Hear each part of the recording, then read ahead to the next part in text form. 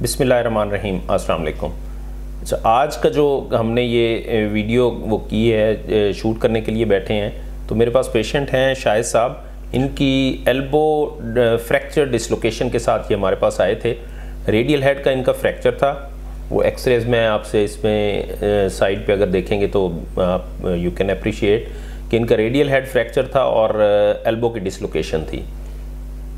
तो हमने क्योंकि एज कितनी है आपकी? सर 35 साल। 35 इयर्स ओल्ड हैं, लेबरर समझ लें कि एक मैनुअल वर्कर के तौर पे, और सारी चीज़ें कि जिसमें वेट लिफ्टिंग भी है, कोई चीज़ उठानी है, कोई चीज़ इस तरह का वो है।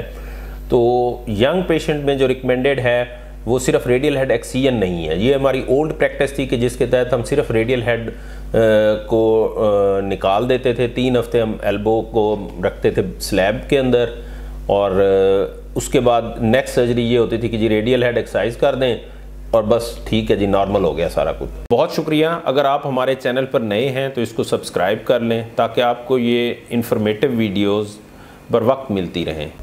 तो लेकिन यंग पेशेंट के लिए ये ऐसा करना नॉर्मल नहीं होना होता है। एक तो 2-3 चीज़ें इसमें बड़ी इंपॉर्टेंट होती हैं कि हमारे पास पेशेंट्स फिर कुछ अर्से के बाद आते हैं कि उनकी जो रेडियस है वो प्रॉक्सिमल माइग्रेट होना शुरू हो जाती है, एल्बो की इंस्टेबिलिटी हो जाती है, और फिर उसके बाद उनको रिस्ट के ऊपर भी पेन शुरू हो जाती है क्योंकि रेडियस मुसलसल वहाँ से खींच रही होती है। तो this is the recent recommendation कि आपने you have to replace the radial head. अब उसकी रिप्लेसमेंट का जो क्राइटेरिया है वो सारी चीज़ें हमने जब ऑब्जर्व की, so he was the best candidate to be fit in for this radial head replacement. तो अल्हम्दुलिल्लाह he was the second one. पहले हमने टोटल हिप रिप्लेसमेंट की एक पेशेंट की, उसका भी हमने आपको इंट्रो दिया है और लिंक में भी आपको बता देंगे। और ये सेकंड पेशेंट थे कि जिनकी हमने रेडियल हेड की रिप्लेसमेंट की है। जी शाहिद साहब, कैसा महसूस कर रहे हैं अब आप? जी सर, मैं बहुत अच्छा फील कर रहा हूँ। ऑपरेशन के बाद आपके क्या तासुरात हैं? जी सर, बहुत अच्छा फील कर रहा हूँ माशाल्लाह। मेरा आगे से बहुत बेहतर हो रहा है। तो मुझे बहुत खुशी हुई है कि मैंने इस टीचिंग अस्पताल शादरा से इलाज कराया है और मुझे बहुत अच्छा फील्ड हो रहा है। अच्छा, कोई किसी किस्म की कोई प्रॉब्लम, कोई किसी किस्म का मसला तो यहाँ पे नहीं हुआ? नो सर, किसी किस्म का मसला नहीं है। सारे वर्कों ने मेरे साथ अच्छा तामन किया है और उन्होंने इलाज भी किया मेरा अच्छे तरीके से। अभी आपकी स्लैब भी हमने उतार दी है। अब ये आपने करना है कि एक तो ये मूवमेंट आपने करने की कोशिश करनी है, खुद ही आहिस्ता आहिस्ता करेंगे तो इंशाल्लाह ये हो जाएगी। तो नाज़रीन, इनका रीहैब प्रोग्राम यही है कि पहले हमने स्लैब लगाई हुई थी, but I think slab is not required for this patient. कि अगर जब हमने हेड ही रिप्लेस कर दिया है and the elbow is stable, पर ऑपरेटिव बिल्कुल स्टेबल एल्बो है, तो अभी हमने ये स्टार्ट किया है कि हम इनकी प्रोनेशन एंड सुपिनेशन स्टार्ट कर देंगे with in the sling. 2 weeks पे हम इनकी जो है ये स्लिंग भी रिमूव कर देंगे, स्टिचेस रिमूव करेंगे, and then we will start the range of movement exercises जो भी इनके लिए वो होंगी रिकमेंडेड। तो रीहैब प्रोग्राम उसके मुताबिक चलेगा। सो इंशाल्लाह he will keep on following us and we will give you the updates about this procedure.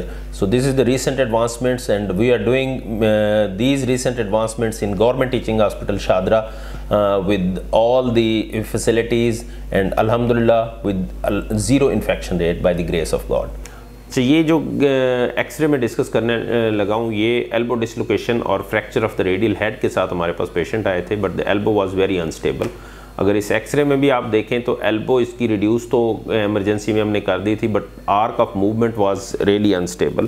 तो बैक स्लैब देने के बाद the patient is young, police में कहीं पे जॉब करता है, and he is 35 years old, well built patient है, और एल्बो का उसकी instability was the main cause.